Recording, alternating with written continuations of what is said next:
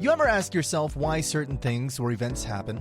People would say it's because of cause or effect, consequences that occurred because of other factors in question. But certain things happen that make you ask yourself why those things seem so similar or correlative.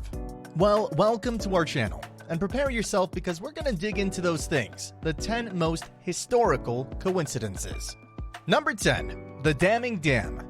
The Hoover Dam is a significant part of American history, while being the bastion of our nation's great historical architecture. But did you know that there are two people's deaths associated to the building of the Hoover Dam, and from the same family too? Meet John Gregory Tierney and his son Patrick William Tierney. Both died 14 years apart, same day, both at the hands of the Great Hoover Dam. In John Tierney's case, he drowned from a flood in December 1921. Patrick William Tierney died 14 years later on December 20th, 1935, due to a fall into the intake tower on the Arizona side of the Black Canyon. Number 9. Genghis Khan birthed the greatest evil. Genghis Khan is known as one of the greatest conquerors of all time, amongst the greats like Alexander the Great and Augustus of Rome.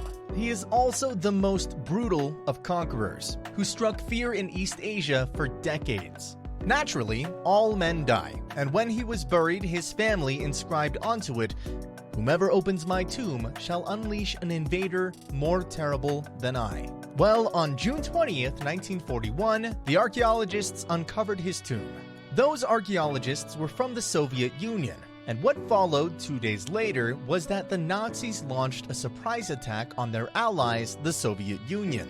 The Nazis' rise to becoming a monster had begun, and it shows Genghis Khan's presence still lived on after his death. Number 8. The Lincoln and Kennedy's assassinations. The first and last United States presidential assassinations involved Abraham Lincoln and John F. Kennedy, respectively. They were also interesting, to say the least. Why? Let's look at the facts. The assassins of these men have 15 letters in their names, and they shot on the Friday before a major holiday.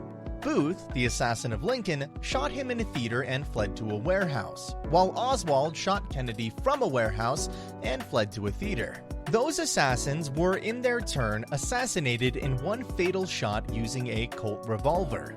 The assassinated president, succeeded by vice presidents named Johnson, both had 13 letters in their names and 2 daughters. Does that mean there's a conspiracy here? We'll never know. Number 7. Wilmer McClellan's War. Wilmer McClellan is an interesting individual and seemed to have been a magnet for war, in this case the American Civil War, at the Battle of Bull Run, the first major battle of the American Civil War. Much of it happened on McClellan's property, for it was used as a Confederate headquarters. Naturally, being a simple merchant and farmer, he moved to avoid the brunt of the war with his family in a community known as Appomattox Courthouse. The war wasn't done with him yet, though, as over 3 years later, the Union Army ended up using his new home as the location of a parley with the Confederates. The surrender agreement was signed inside McClellan's living room, and the desk it was signed on was taken by the famed George Armstrong Custer, along with many other things by the greedy soldiers stationed outside the house. I'm sure you must be wondering how he dealt with all this. One battle is one thing, but two, especially with the war ending in the second battle he was unfortunately dragged into. Fun fact, he took it in good humor, saying that the American Civil War started on his front yard and ended in his front parlor. Number 6. A date licensed and set. Many people know that World War I began with the assassination of Archduke Franz Ferdinand of Austria. But not everyone knows that his death also predicted not only his end, but the end of the war his death started. That happened the moment he took a seat within his car. The license plate of that car, a Graf and Stift limousine, had the number A3118. World War I officially ended on Armistice Day, the 11th of November, the 11th month of the year 1918. Hey, are you enjoying the video? Remember to subscribe and hit that notification bell because we've just begun with these wonderful facts. Let's go. Number 5. 129 years. Numbers are used in a lot of coincidences, and well, they make for a good observation on people's lives. It makes you wonder if the universe loves to set up these situations for the fun of it. In this case, we have some references to the Nazis again, this time with Napoleon Bonaparte. You see, Napoleon Bonaparte was born 129 years before Adolf Hitler. That's neat, but it gets better. Hitler started taking a significant role in politics 129 years after Napoleon's rise. Okay, so that's pretty cool, but more than that, Hitler invaded Russia 129 years after Napoleon. And if you think it's still just a number, Hitler was defeated 129 years after the defeat of Napoleon. Is it still just a number? Number 4. Mabaras Dog. It is well known that languages usually derive from each other. Many English words are derived from French or even Latin. But what about a dying language? Consider the case of Mabaram, which is a dying Aboriginal language in Australia. It has no similarities with English, but one of its words is not only similar in how it's spoken, but exact in its meaning. That word is the word dog. Linguists studying the language cannot explain how that occurred, but do not think it was derived from English. Yet it has to be asked, is it possible that the tribe interacted with someone speaking English in the past? Yes, it is possible, but there are no recorded cases that Englishmen, whether through sea travel in those times, interacted with the Mbabaram tribe. Number 3. The Egyptians' cubit. Egyptians are considered one of the oldest, most significant civilizations to have existed, and it's mostly due to the fact many innovations in Egypt have contributed greatly to all civilizations that came after. Well, one possible innovation that might not have continued in the future but was evident back then was the meter measurement of the cubit. Ancient Egyptian builders measured in cubits, which was between 444 millimeters, 17.48 inches, and 529.2 millimeters, 20.83 inches long.